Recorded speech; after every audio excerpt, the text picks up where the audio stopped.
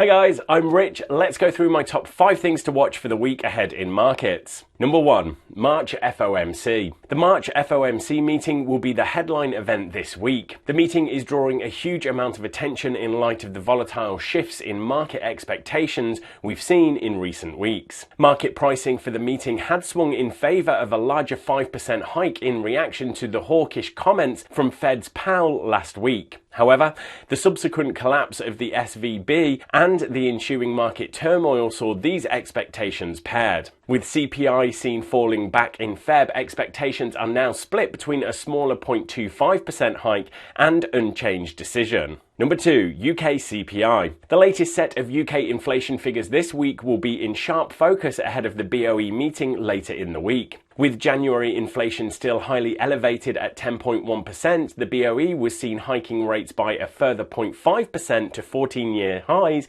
of 4%. However, forward guidance issued at the meeting and BOE commentary since then has pointed to the bank's desire to step away from further tightening. With this in mind, traders are looking for a smaller 0.25% hike from the bank this week, with the potential for unchanged decision should inflation have fallen materially last month. Number 3, March BOE meeting. Following on from the inflation print, focus will then shift to the BOE meeting itself. Ahead of the inflation reading, consensus is built around a likely 0.25% hike from the bank, along with the chance that the BOE signals a pause beyond this meeting. However, this will be highly dependent on the February inflation data, so there is plenty of room for Great British Pound and UK asset market volatility this week with these two key events. Number 4, Canadian CPI. The latest set of Canadian inflation figures will be watched this week as traders look to gauge whether the BOC is likely to continue keeping rates on hold near term. With January inflation having fallen back,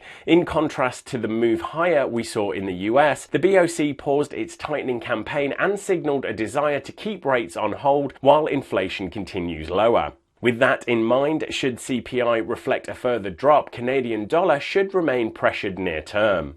Number 5, US, UK, EZ PMIs. Finally, at the end of the week, we have the latest round of PMI data sets for these three economies. These readings will be closely watched, providing the latest insight into the health of these economies. The bigger market impact is likely to be on risk sentiment, given the backdrop of fresh recession concerns amidst recent banking sector issues. Any upside in these data sets should help underpin sentiment somewhat as a result. You can, of course, click on the link in the description just below to see the full economic calendar with the previous month's data and consensus expectation for this time. But for now, thanks everyone, good luck trading this week, and remember to please give a quick smash of that like button and hit subscribe so you don't miss more content like this when it's released.